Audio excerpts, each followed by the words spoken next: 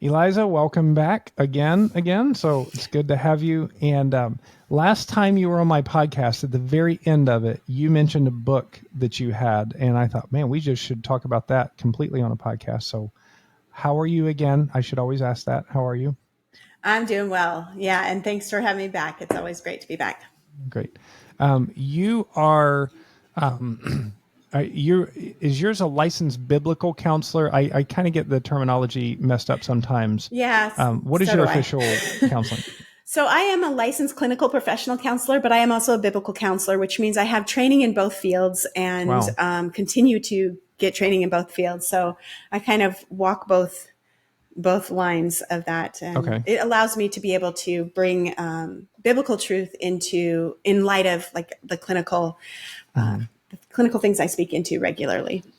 Would it be fair to say like that's kind of a combo of Bible and brain science and Sure. how they intermix together? So I that wish I sounds had really more brain fancy. science than I do, but yeah. But yeah, it is. It's good. Okay.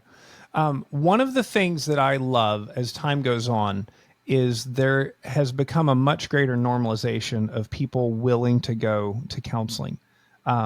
Yeah. I feel like I see this even as a pastor, that people are much more open to just reaching out and meeting and, hey, can we talk through this?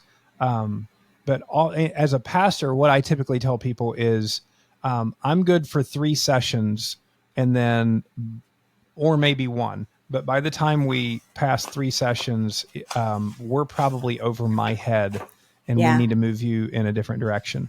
And then the other thing that I've noticed is, unfortunately, and I've talked to a lot of counselors about this, very few of them get people, like, let's talk about marriage counseling. Very few times do marriage counselors get people that come and say, you know what, our relationship's in a really good place, but we just kind of want to come and see how it could be better. Instead, it's more like the world is on fire Yeah. and you're our last stop before divorce. And so like, that's a lot of pressure on a counselor.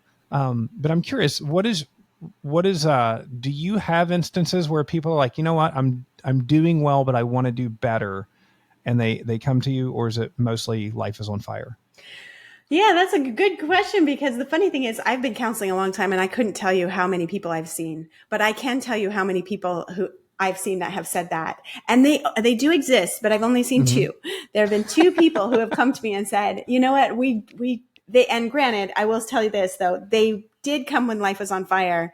And then they realized we don't want to wait till life is on fire. So they just That's would smart. schedule appointments and say, hey, it's been Tune-ups. about a year. Yeah, I'm gonna come in and just everything's good, but we want you to kind of ask us good questions and remind us of the path that we're on and what it looks like to continue to be sanctified by one another. And so yeah, two people. Okay. Wow. Those are the 1%ers right there. Well, that'd be much less than 1%. Okay. I would like to talk in like two different segments here. This isn't going to be as long as some of our other conversations. The first is, when we say counseling, that is a really broad category for a lot of different things. And most of us mortals don't necessarily understand the difference between what is a therapist versus a counselor versus a biblical counselor versus a psychiatrist versus a psychologist. So can you just help us briefly with some terminology?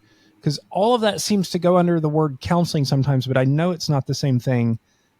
What are those different things? Or how would you group counseling into different Sure. genres? So there's a big conversation we can have on that, but just to kind of simplify it, and I don't want to be completely reductionistic about it, but for the sake of just kind of helping people understand, if you are looking for counseling, all of those things that you named could work for counseling. But if you're looking for somebody who maybe could prescribe medication, who could give you a diagnosis, if you felt like that was something that was needed, or you maybe at least wanted to be explored, maybe you want them to do a certain type of psychological assessment, you're going to need a psychologist or a psychiatrist. Okay. Those are going to be able to do that for you. They can also provide counseling, psychologists a little bit more than psychiatrists, although psychiatrists do sometimes. They are mostly, however, prescribers and maintenance Psychiatrists are medication. mostly prescribers. Mostly maintenance, Okay. medication maintenance. Okay. Yes. So that's kind of that category. Then in the category of just I would say mainstream counselors, that's another word for that is therapist, really. They would kind of use those interchangeably. I'm never offended when somebody says, you're my therapist. That's not the name I would give myself. And part of that comes from my core conviction that the Bible is sufficient to speak into all subjects. And I don't want there to be any kind of confusion, but people call me their therapist, and that's fine with me. But clinical counselors would fall under that category. Okay. And I am trained as a clinical counselor, so I can fit there. Regular counseling, care for one another. I actually think, as we look at it in the Bible, it's like, I guess I would maybe say, intentional discipleship, where you are walking with somebody, and you, I would say, can call yourself a counselor if you've had some kind of training. And that can be a lot of biblical counselors will have gone through some kind of certificate training. One thing I would say is, if you're looking for a biblical counselor, ask them if they've had any kind of practicum, because there's one thing of going through a class where you can learn a lot from a book. There's another thing when you've been forced to actually apply it. And so that gives you a really broad brush of all of them. But I would say, yes, if you've got a biblical counselor or even a lay counselor, that's your counselor. And it's perfectly fine calling them a counselor, because that's what they're doing. Okay. What does it mean, clinical counselor? Like what is the clinical part of clinical counselor? So the clinical counselor means that you have been trained in the various clinical modalities. So maybe you might, at least at high level, you have gone through a program, usually a graduate program, that has, at least on high level, given you an understanding of what is CBT, what is DBT, what is EMDR, what is emotion focused therapy, what is all the different, there's so many, I could start naming all kinds of letters that won't be helpful for your listeners, but the clinical modalities that are out there. Okay. And you have gone through training to know how to recognize, you can, or I don't diagnose. I've worked in settings where I've had to give a diagnosis for a treatment plan, but that's not what I do. But you at least know how to spot certain types of what would fall under clinical diagnoses. I don't always find them as helpful as I think they can be helpful. And especially our audience here, we're talking about parents.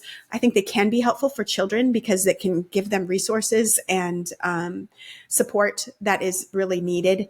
But clinical basically means that you've been trained in those modalities. You have the skill set to recognize where that fits in a certain type of diagnosis, and certain skills. Maybe it's a certain type of interviewing. Maybe it's a certain type of trauma care that a regular biblical counselor is not going to have that kind of training in. That doesn't mean that your biblical counselor isn't a better. I've had biblical counselors that are actually more equipped to do counseling than some clinical counselors. So it's not a better, best thing. It's just a difference. Some people will never need that kind of care. Okay. So you can be a clinical counselor, you could be a biblical clinical counselor, or you could be a biblical counselor. It's just helpful to understand those. If somebody this is something that I get all the time. I feel like I get more requests for, can you help me find a counselor, or can you recommend a counselor? Can you recommend a therapist? I get more of those than I have resources for. And one of the things that it feels like has opened up is with, when COVID shut down so much, a lot of mental health and even regular medical health went virtual, went online. Yeah. And there's pluses and minuses of that. But one of the pluses is if you are in a locale where there are very few options for biblical counseling, you have a much greater access to it if you know where to look. So if let's say I'm in Stuart, Florida, and I cannot find a biblical counselor who can either fit me in for the next 6 months, or I just can't find one, is there a particular place that you would go to look? Like, is there like for instance, like a database or something like that of like the kind of biblical counseling that you would recommend if you're our trusted expert here? So where would you point people if you are booked up? Eliza's booked up and she's in D.C. So unless you're around that area, you're in Virginia, can't help you. Where would you point people?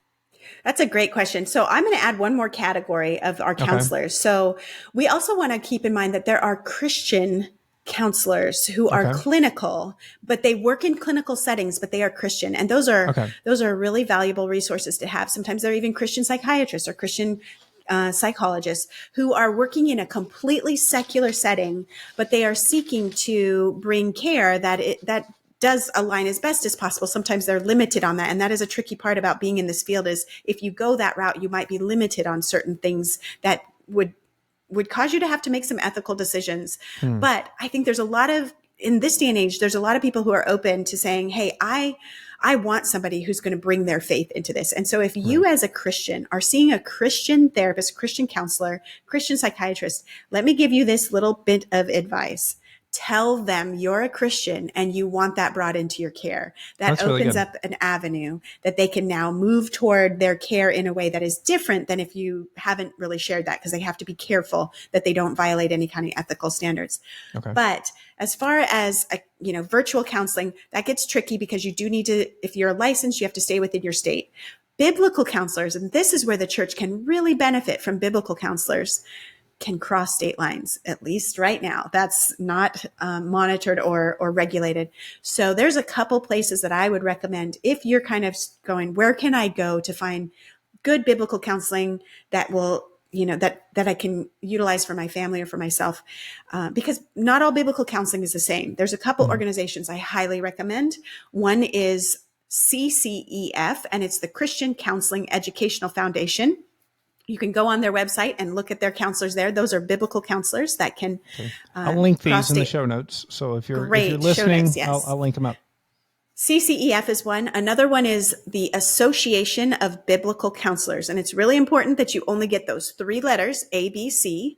And they have a Find a Counselor spot on their website. You can go in there and put where you're from. And if there is an ABC, which is the Association of Biblical Counselor, certified biblical counselor, they can point you in that direction.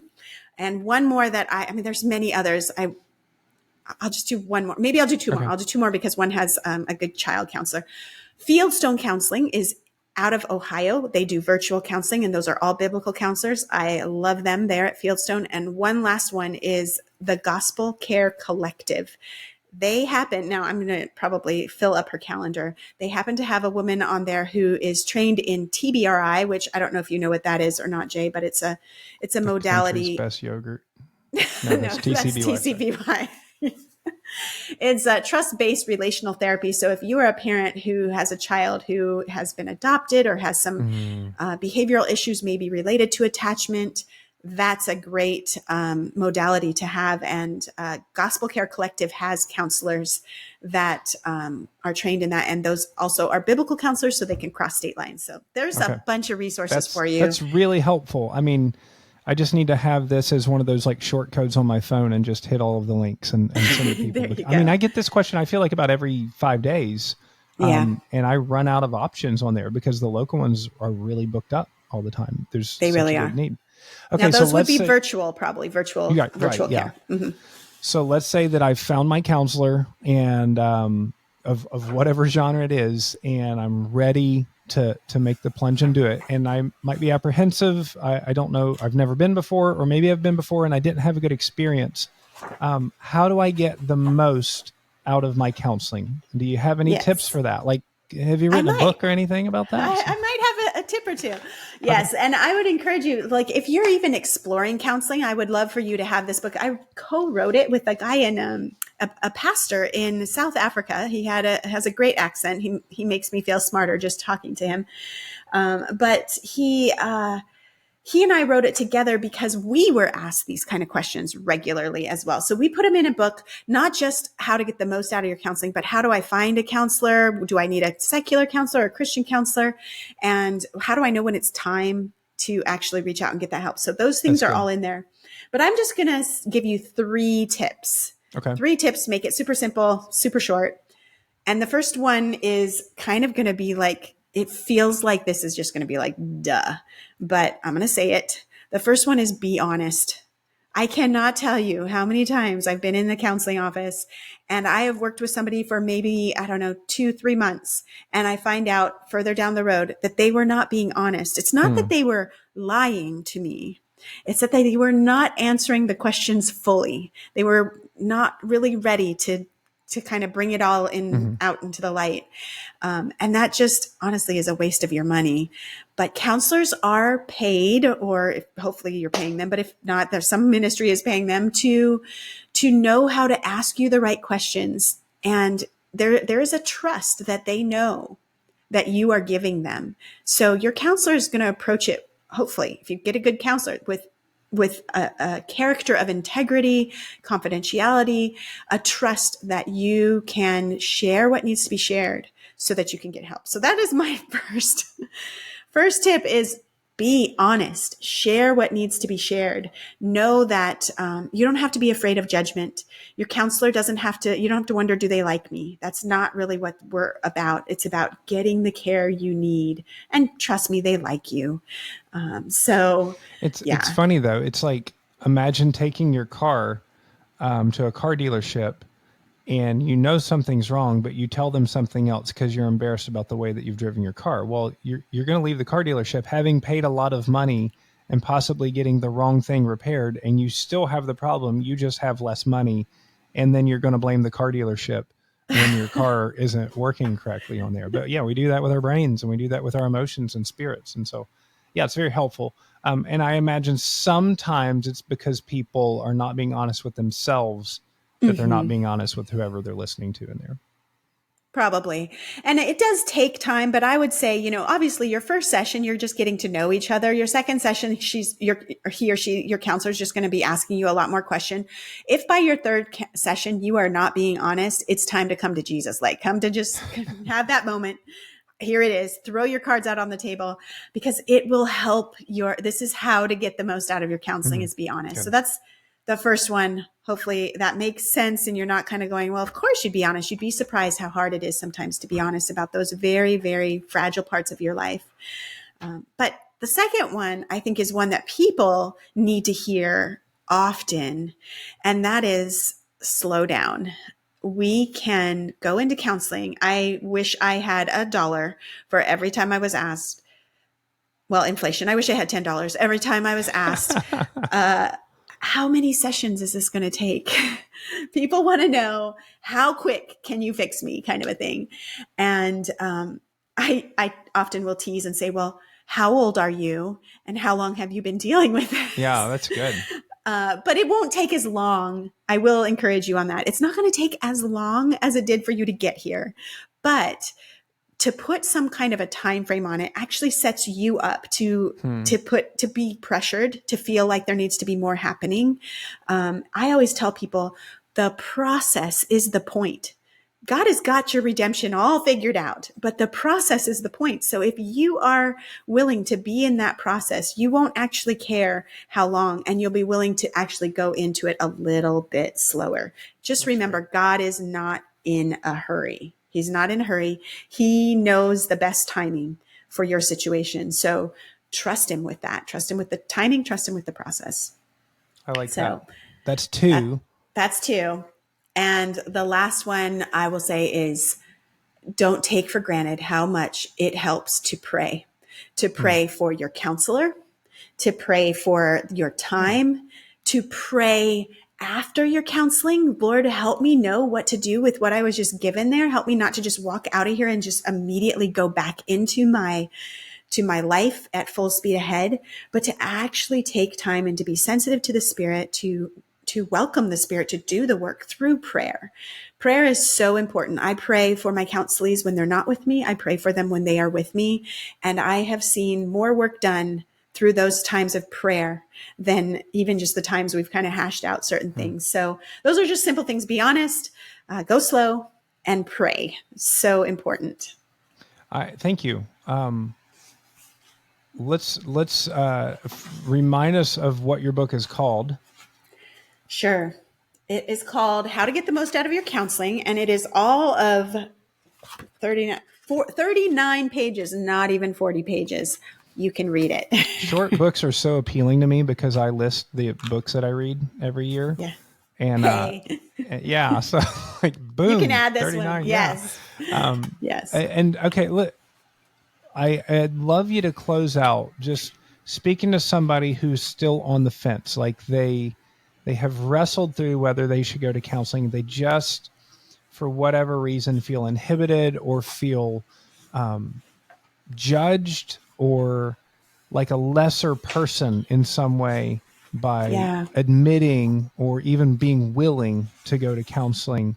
What would you speak to that person? Yeah. I mean, I think in some ways we have come out of a time when counseling used to be a lot more taboo. Now it's actually trendy. So you're in a good space to be moving into potentially counseling. But I think really what I would say is that, if you are feeling stuck, if you are feeling like you just can't get out of the patterns or the situation or even the mental space that you've been in, the way that you've been doing it isn't working. It's not working. And that doesn't mean that nothing will work. It sometimes means I need a fresh perspective. It's not that I'm messed up beyond repair. It's not that I'm just a complete wreck. It could mean that I just need fresh perspective, somebody who's not so close to my stuff, to be able to speak into it in a way that is a little less emotionally tied to everything as well. And so sometimes it's, I guess, maybe changing your view and kind of reframing how you think of counseling. Instead, as I mentioned at the very beginning, think of it as intentional discipleship with a complete stranger, but somebody who's willing to really know your story and love you well. I can tell you some of the most courageous people I've ever met are the people who have made that first step in light of their situation, in light of their story, to say, it's not working for me. I haven't been able to figure out how to make it work. And I don't think this is the way God wants me to live. And so just take that courageous step. Know that I think you're very courageous and other counselors see that as well. We recognize that there is a trust that we're given, and you are very bold for taking that step, and they're going to love you through that process. So yeah, that would be my encouragement. Do it. You'll be glad you did. You'll be thankful, and your family will probably be thankful too. Yeah. I recently heard somebody say vulnerability, like people look at vulnerability as weakness, but vulnerability is not weakness. It takes incredible courage to be vulnerable in front of somebody else. And anytime that I have experienced somebody being publicly vulnerable, I've not thought less of them. I've thought, wow, what incredible courage to expose a part of themselves that other people are not willing to. And so, yeah, man, if you don't get it out, it's going to eat you up inside. And Yeah. Praise the Lord that God has gifted and equipped people across the country to be able to speak into these things. And I think for parents, because I know you've got a lot of parents who listen to these podcasts, oftentimes we think when something goes wrong, I need to get my kid into counseling. And while that can be helpful, I think one of the best things you can do for your kids is work out your own stuff, work out where you have hurts and pains and struggles and hangups that are still kind of there despite all your efforts. That is a beautiful gift that you can give your kids. And then instead of sending them to college, you can give them a counseling fund. Or maybe you can do both. Who knows? There you go. So. All right. Hey, thank you so much. Very helpful, and always appreciate you being on, and thank you very much. And obviously we'll have you again. So great being here. And I'm grateful to be a part of this community. I love your listeners and your families that all benefit from what you're doing. Thanks so much for always putting out good stuff.